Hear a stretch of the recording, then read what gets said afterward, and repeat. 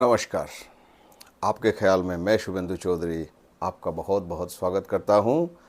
और मित्रों, जैसे कि आप जानते हैं, हमारे जो पड़ोसी देश है बांग्लादेश, इसमें जो हलचल हो रही है और सोशल मीडिया पर भी आप देखे हैं किस तरह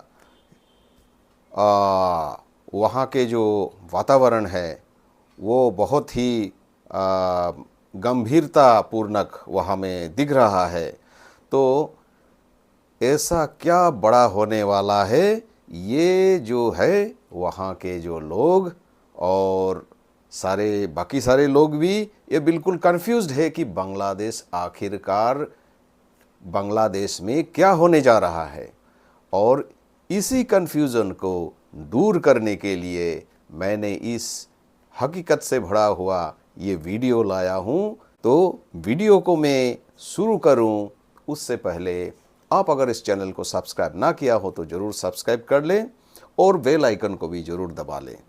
तो मित्रों, ये जो बांग्लादेश की जो अंतरिम सरकार है, बांग्लादेश की जो ढाका है, वहाँ पे जो नेशनल प्रेस क्लब है वहाँ पर एक प्रेस कॉन्फ्रेंस होता है और इसमें जो है बांग्लादेश की जो अंतरिम सरकार है, इनके नुमाइंदे वहाँ पे प्रेस कॉन्फ्रेंस करते हैं और वहाँ पर बांग्लादेश की जन्म जो है वो 1971 को हुआ था और 53 साल बाद आज वहाँ पे ये घोषित होता है कि बांग्लादेश की जो राष्ट्रपिता है उसमें मोहम्मद अली जिन्ना को, जो कि पाकिस्तान की राष्ट्रपिता है, उनको बांग्लादेश की राष्ट्रपति बनाने की घोषणा होती है। तो ये एक बहुत बड़ा जो है एक जो गुट जो अब ये सरकारें चला रहे हैं, इनके मंशा क्या है, ये आप अंदाज़ा लगा लीजिए कि ये एक पूरी तरह एक इस्लामिस्ट कंट्री जो है उनकी बनाने की बहुत प्री प्लान्ड एक साजिश उभर के आया है। तो आइए जानते हैं इस जो मोहम्मद यूनुस जो अंतरिम सरकार के प्रधानमंत्री है, इनके जो नुमाइंदे हैं ये कौन कौन है, आखिरकार ये बांग्लादेश को चला कौन रहा है। क्योंकि आए दिन जो आप देख रहे हैं उससे तो लगता नहीं कि यहाँ में कोई सरकार ठीक से काम कर रही है, ये अंतरिम सरकार। तो आइए जानते हैं इसके नुमाइंदे कौन कौन हैं। जमाते इस्लामी के गुट के सदस्य, इनको आप पहचानिए, ये वही पार्टी है जिसको बांग्लादेश के शेख हसीना वाली आवामी लीग ने बैंड किया हुआ पार्टी है। ये यही गुट है जो कि पाकिस्तान से उभर के आया है, पाकिस्तानी है मूल रूप से, और वो इस्लामिस्ट कंट्री बनाने का कवायद करता है और शरिया कानून लगाने की बात करता है। दूसरे में है बांग्लादेश नेशनलिस्ट पार्टी, और ये जो बांग्लादेश नेशनलिस्ट पार्टी है ये खालेदा जिया की पार्टी है। तो ये जो कट्टरपंथी खालेदा जिया की जो पार्टी है ये लोग इसमें शामिल हैं, और इसमें शामिल है ओल्ड मुस्लिम लीग के जो नुमाइंदे, वे लोग शामिल है इसमें, जो कि माओइस्ट विचारधारा के हैं। तो इस तरह इस गुट के जो मुखिया है मोहम्मद यूनुस, जिनको आप जानते हैं कि वो एक नोबेल प्राइज का विजेता है, उनको तो असल में अमेरिका ने वहाँ पे बिठाया है। क्योंकि अमेरिका को शेख हसीना जब प्राइम मिनिस्टर थी, वो सेंट पीटर आइलैंड को वो मांगे थे अमेरिका ने, जो कि शेख हसीना ने उनको नकारा था, नहीं दिया। अमेरिका को बांग्लादेश में घुसने को, अपने पैर पसारने को नहीं दिया था। इसीलिए जो है अमेरिका को तो अपने मतलब के कारण वो किया था, और अमेरिका ही जो है ये तख्ता पलट भी अमेरिका का ही बहुत बड़ा योगदान है। तो ये जो मोहम्मद यूनुस है, ये इनका बैकग्राउंड देखें तो ये एक प्रो पाकिस्तानी है, यानी कि वो पाकिस्तान के यानी कि जिन्ना प्रेमी है और शुरू से ही भारत के खिलाफ है, एंटी इंडियन है। तो इसमें जो उनका मंत्रिपरिषद है उसमें एक जनाब का नाम तो मैं ज़रूर लूँगा और वो है जहांगीर आलम चौधरी। ये जो मोहम्मद जहांगीर आलम चौधरी है ये पूर्व जो है लेफ्टिनेंट जनरल हुआ करते थे, रिटायर्ड। और उनका मैं जिक्र इसलिए कर रहा हूँ क्योंकि इनके जो एक्स वाइफ यानी कि डिवोर्स पत्नी है वो बांग्लादेश की एक जानी मानी कलाकार है चलचित्र जगत के।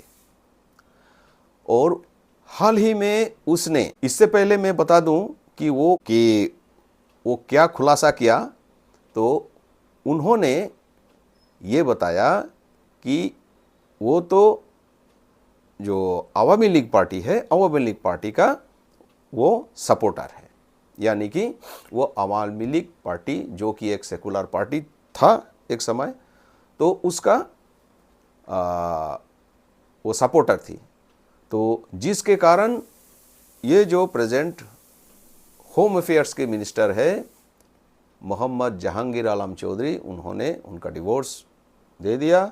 और इनके पत्नी ने कुछ दिन पहले भारत के एक टीवी चैनल में उन्होंने इंटरव्यू दिया कि किस तरह उन पर हमले हुए, उनको मारा गया और उनको जान से मारने की भी धमकी दी गई।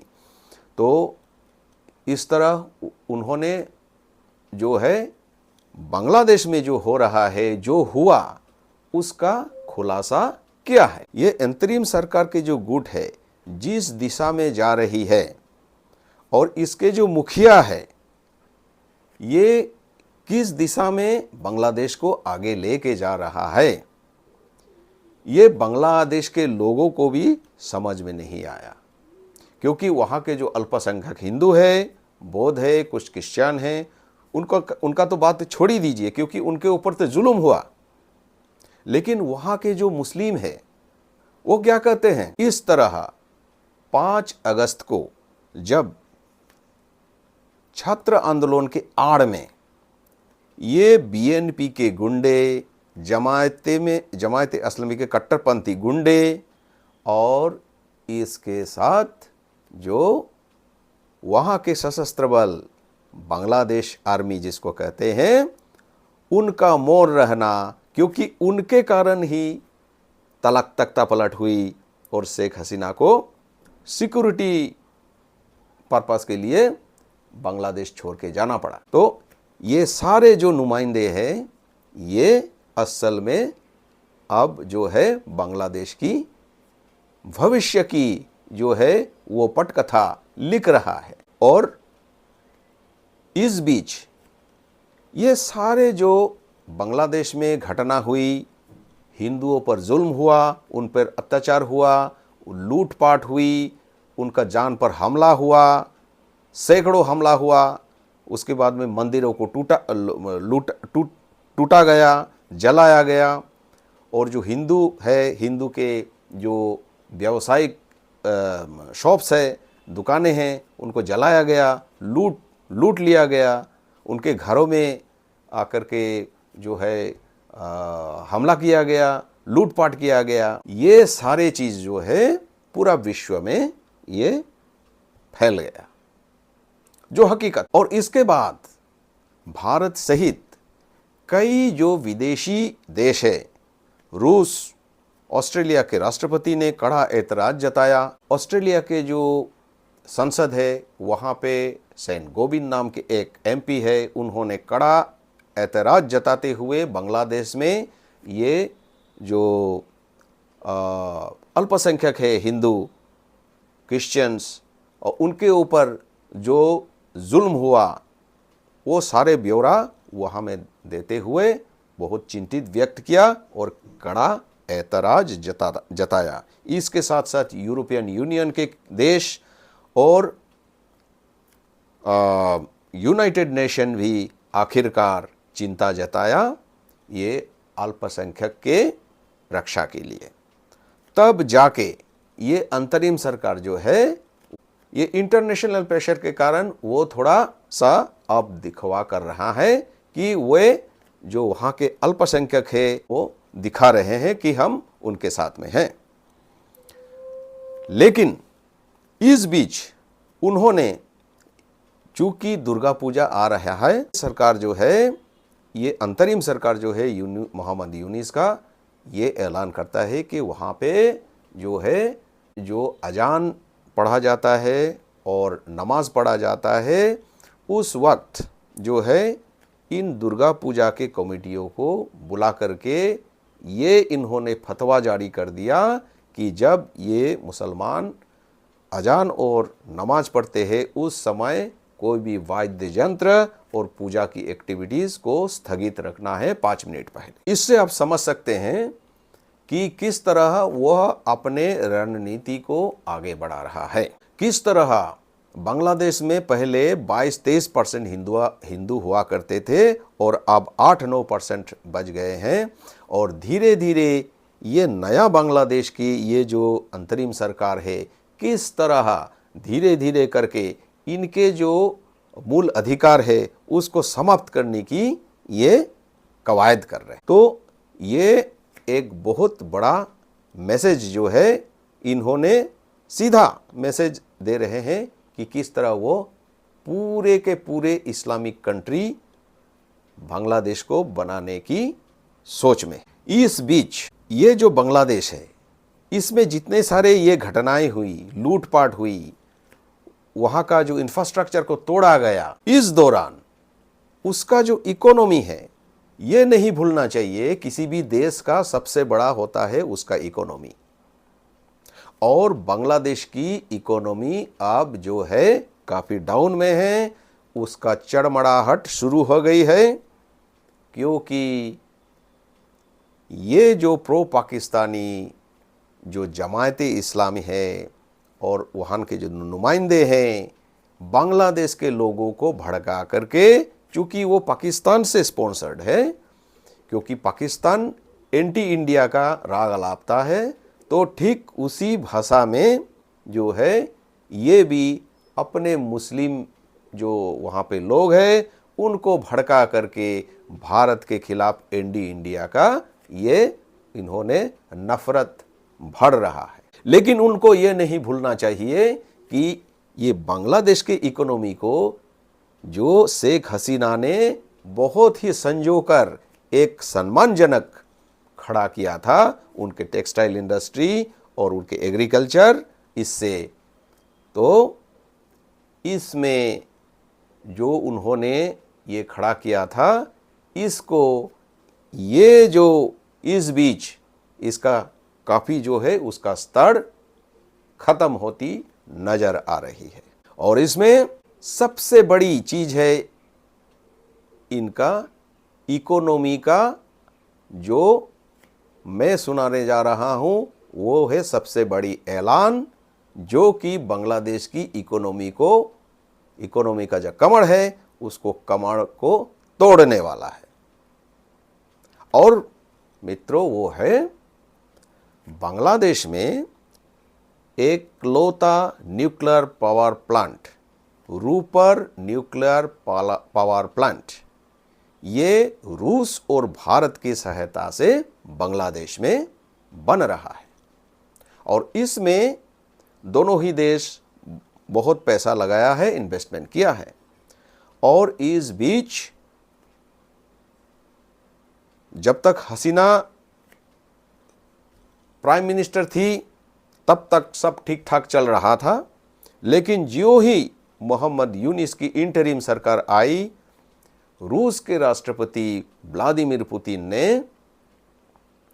ऐलान किया, बांग्लादेश को बताया कि उनके जो इन्वेस्टमेंट है उसमें से जो इंटरेस्ट है, जो कि एक बहुत बड़ा अमाउंट है, यानी कि $630 मिलियन, यस, $630 मिलियन केवल इंटरेस्ट, उसको बांग्लादेश को कहा गया कि वे 15 सितंबर तक, यानी आज की आज 16 है, 15 सितंबर तक उसका पेमेंट कर दे, भुगतान कर दे।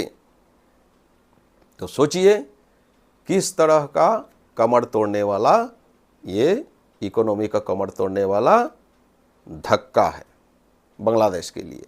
और इसके साथ साथ आप जानते हैं कि ये पड़ोसी देश बांग्लादेश को भारत से बहुत से जो खाद्य पदार्थ है उसका निर्यात होता है।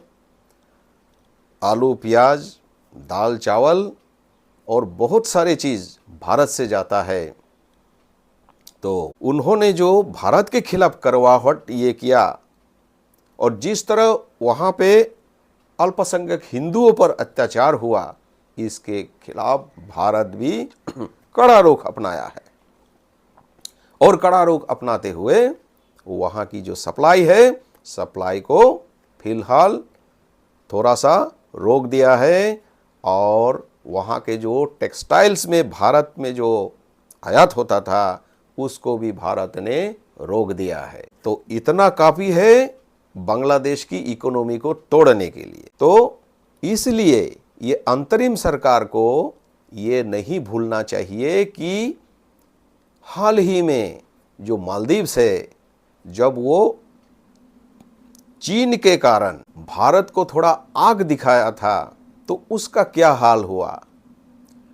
अब वो भीख की कटोरी लेकर के भारत के सामने गिड़गिड़ा रहा है। पाकिस्तान की जो हालत है वो तो किसी को बताने की जरूरत नहीं है।